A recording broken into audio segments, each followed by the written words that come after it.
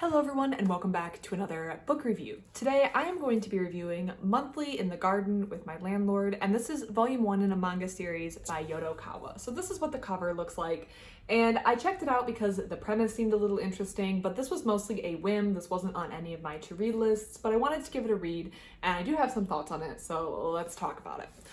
The premise of this book is Asako Suga is a manga editor who recently has been through a breakup with her girlfriend. It sounds like things were not great in this relationship, and she does seem to go through relationships quite quickly according to some conversations that she's having at work.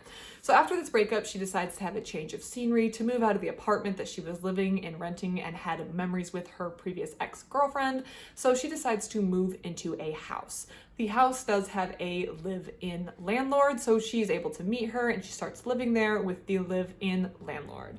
The live-in landlord is Miyako Kitano, who actually, it turns out, is a former idol. So she was part of this idol culture, I guess you could say. She was a star who recently made a surprise retirement announcement and has since been kind of living low and trying to live her life.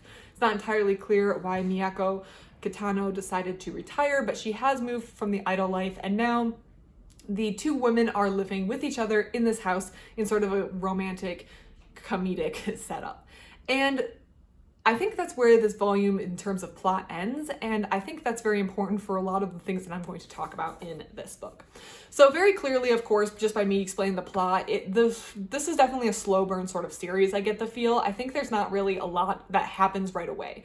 It clearly is a full-length novel or manga volume, so it's not like it's a very short volume, but the pacing is very slow and deliberate, which I don't necessarily dislike, but it feels like a very gentle, slow burn sort of romance.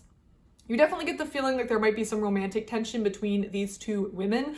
Of course, the two women are living together. We know that Asako is right out of a relationship and that she finds Miyako very, very attractive, but they do have a tenant-landlord relationship, which might complicate things.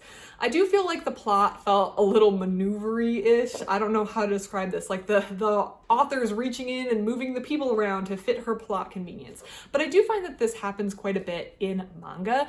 I usually find that the first volume in a manga series feels very plot maneuvery-ish, if that makes sense. I feel like the author's trying to get his or her story off the ground, and so is just trying to do a little bit of a, if not an exposition dump, at the very least, okay, we're doing this and this happens and then people move here, and then it's a rare situation when a first entry in a manga series doesn't have that characteristic. When I don't feel like the author is just moving characters around to get the plot set up, to get the story set up, and then to sell the reader to continue reading the series.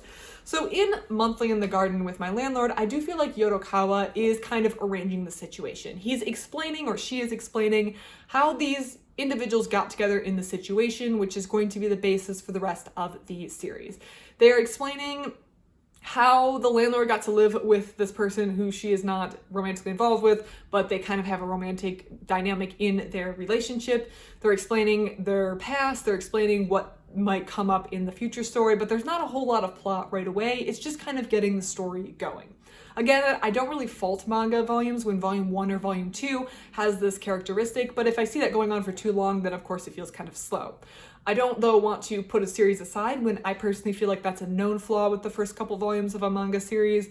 I wonder, now I'm not entirely sure, I'm not an expert on manga publishing, but if these are being published in like a weekly format or some sort of magazine format, I wonder if there's a need to hook an audience quickly. So there clearly can't be a lot of slow build-up or world building. Maybe the author needs to hook readers quickly to make sure that they are able to continue to write. Again, I'm not entirely sure how these work, how stories like these work, or how the publishing industry works, or maybe even if they aren't publishing in a weekly format, they need to hook readers with volume 1, so they may need to get the story rolling to get the readers involved very quickly, as opposed to maybe a novel where once someone purchases that book, you're not requiring them to purchase the next 6 volumes to continue reading.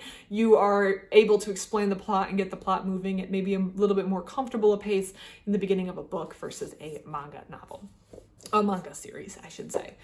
That being said, I do think the series has potential. I feel like it's going to be a little bit of a sweet, slow burn romance. I'm not opposed to the idea. Again, I feel like I need to be sold. I feel like I need to read a couple more volumes in this series to decide if this is the series for me. But I think there is potential in this series, and I feel like there are a few humorous moments, and I do inherently like both of the characters. One thing that I am intrigued by is the former idol character. I'm not really into the idol culture of like either Japan or Korea. I know Korea also has an idol culture. And I have done minimal reading that seems to suggest there are maybe some difficult aspects to living the life of an idol. You kind of have the celebrity status, you have fans who love you, but I know there's a lot of control in maybe the way you're presented, and this is all public figures. You're controlled in the way you present, and because Miyako seems very, very young, I feel like it might be very hard for her to have presented a certain way in public according to the way her agency would have wanted her managed. So I feel like that could be an interesting aspect that comes out in the course of this book. If you have read Monthly in the Garden with My Landlord and have any thoughts on it, please let me know. Please put it in the comment section below. Otherwise, thank you so much for watching, and I hope you have a great rest of your day.